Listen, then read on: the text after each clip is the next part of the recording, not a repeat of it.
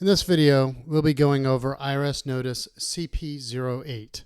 So this is the IRS notice that you might receive if you filed your tax return and the IRS thinks that you may be eligible for a tax refund based on the additional child tax credit in which you didn't claim that credit on your tax return. So we're going to go through this notice, starting with the upper right-hand corner, and then we're going to go through what it says, what you might need to do, and forms that you should be familiar with to claim this additional child tax credit.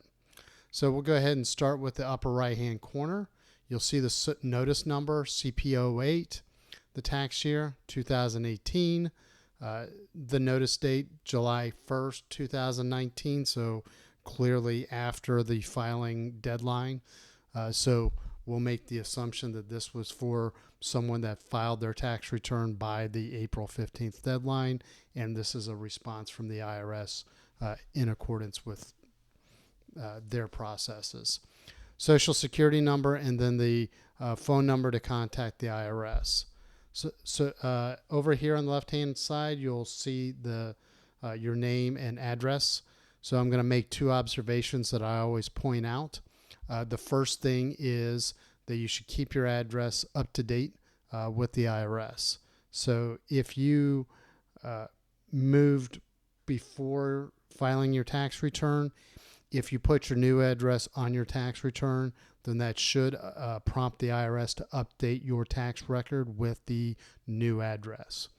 If you moved after filing your tax return, you may consider filing IRS Form 8822, which is the official change of address form, because if the IRS sends out notices, they're going to send out your notice to the address on file.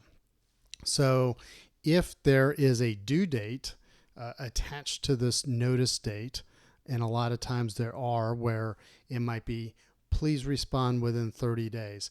Please provide this documentation within 60 days of the notice date.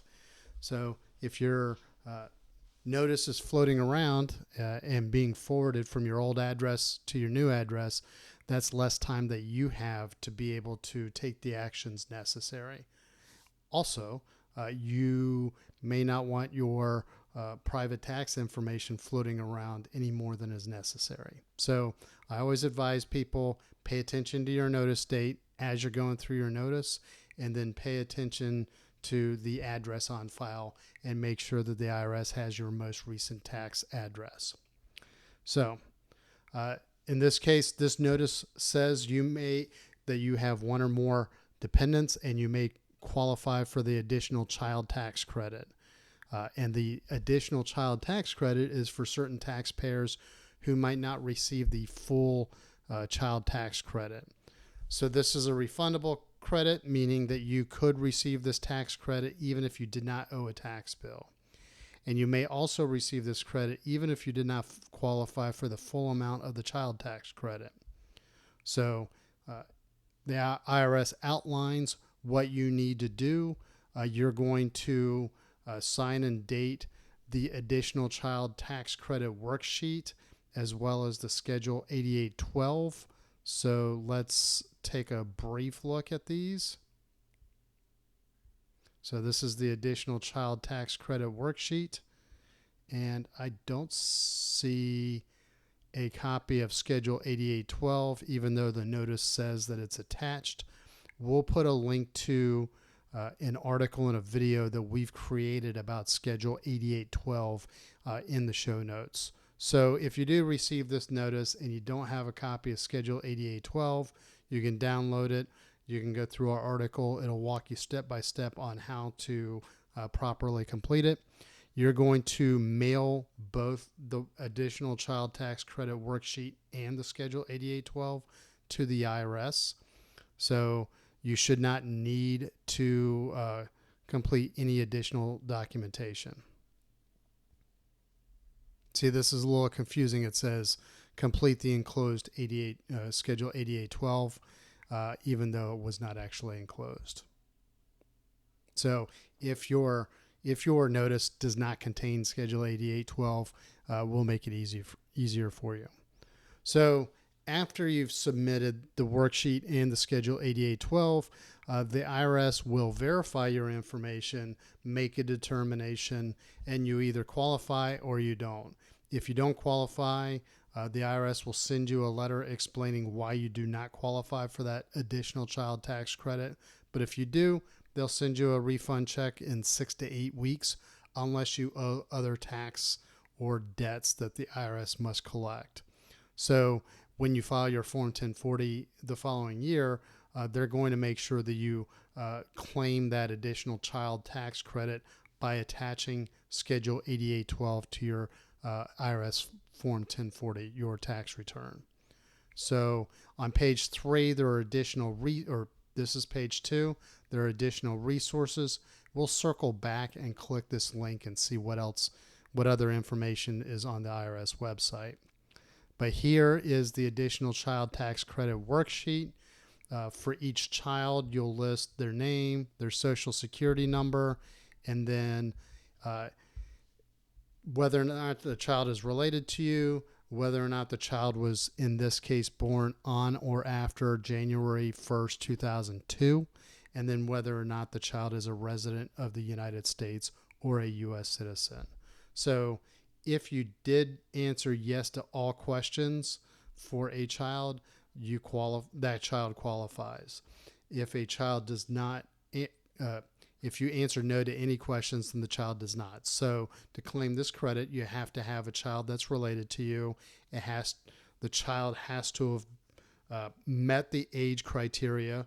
Generally speaking, since this was for the 2018 tax year, the child has to be below the age of 17, and then the child has to be a U.S.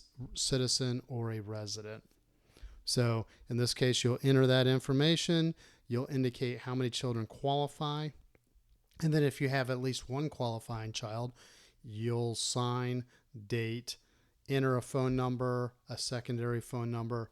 If you're filing a joint return, please make sure that your spouse signs and dates as well. So let's go back here.